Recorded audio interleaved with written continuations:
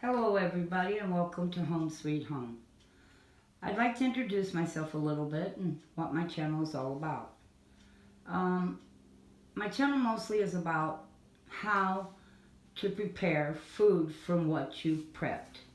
In other words, if you're saving and storing food, it's to give you recipes and ideas of what you can do with what you saved and stored. It's also to give you ideas on how to be frugal. Also, how you can stock, save, and store food to be frugal. Or if something really does go wrong, like food shortages, which I would like to say that we already have food shortages. There's no denying it anymore. Our grocery shelves are proven that food shortages are already here. Now, a few years ago, I knew food shortages were coming. Doesn't take much. You can look at some of these programs that they put on TV. You got some pretty, people with lots of money that have built themselves some really big, beautiful shelters, and they are really stocking and stocking and stocking. Well, how many of them are really doing it? There's a lot. According to this documentary that I saw, it's quite a few of them out there who are doing it, and they can afford to do it. They can afford to stockpile food and live underground and build these big, huge, beautiful shelters for them and their family, but the average person can't. So we have to go about it a different way. But we can still do something to protect our family. Now, I had a grandmother that she lived during the Depression. She did not have electricity, running water, or gas, and she did make it.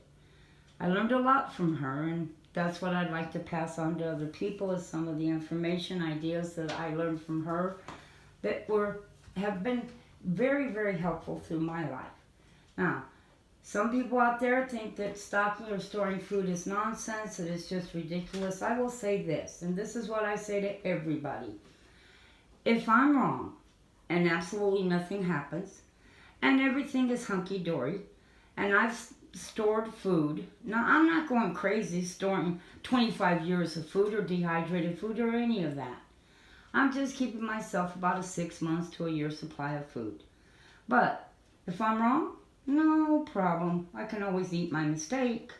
But if you're wrong, you'll have nothing to eat. No, that's my philosophy. And it doesn't help. We all know things are going to go up in price. I noticed something very unusual at Walmart. Walmart had their canned green beans at $1.48 a can with Libby sitting right next to them for 72 cents a can. Now, how long do you think that Walmart is going to allow Libby's brand to sit on that shelf for half the price of theirs? Not long at all. They're going to get rid of it. Now, most of you that shopped at Walmart, I understand that we all shop different places and we all live in different states and prices are different. But Walmart's canned green beans, sweet peas, were 60 cents a can before. Now they're $1.48. At least that's how much they are where I live. Well, that's double the price that they were before. So storing food is a cushion against inflation on food, because our food prices, we all know, have been going up. So we're going to be paying a lot more money from the future. And can we afford it? No, because we're not making any more really than what we were making before. And if you're like me and you're older and you're on extremely fixed income, it makes it even harder to be able to store or stock or even buy food. And so what this channel is about is to help you to be able to store. I'm going to share my tricks and my ideas and things that my grandmother taught me from the past during the Depression, because food shortages are here already. Every state out there that I know of, that I've talked to, friends, family that live in other states, have already said the signs are up saying due to food shortages, we do not have this item. Now, there's lots of discussion, ideas, and reasons out there that people think it's happening. Doesn't matter what it is. It's happening. I'm kind of like, it doesn't matter the cause, it's the effect. And it's not going to get better, it's going to get worse. Because This year, we've had enormous floods, we've had droughts, we've had all kinds of weather problems. So guess what's going to happen in the future? Even more food shortages.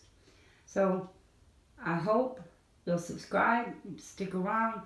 I'm going to share all of the wisdom and knowledge that I've learned through the years of living with a grandmother who lived through the Depression, give you the recipes that you can use from what you're prepping and how you can live without water, electricity, or gas. It's not going to be easy, but it can be done.